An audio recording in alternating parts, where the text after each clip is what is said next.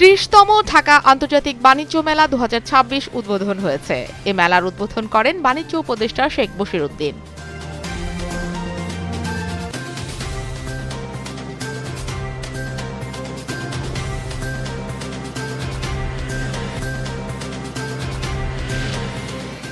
কারাগারে ভুল চিকিৎসার কারণে সাবেক প্রধানমন্ত্রী বেগম খালেদা জিয়া মৃত্যুর কোলে ঢলে পড়েন, মন্তব্য বিএনপির সিনিয়র যুগ্ম মহাসচিব রুহুল কবির রিজভীর।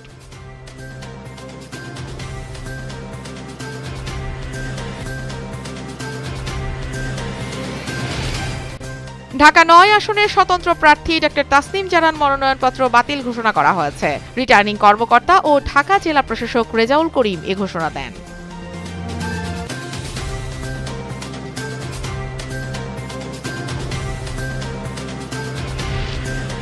মেক্সিকোর রাজধানী এবং প্রশান্ত মহাসাগরীয় উপকূলের একটি জনপ্রিয় পর্যটন কেন্দ্রের কাছে ৬.৫ মাত্রায় ভূমিকম্প আঘাত এনেছে। এতে অন্তত ২ ব্যক্তি মারা গেছে ও আরও ১২ জন আহত হয়েছে বলে জানা গেছে।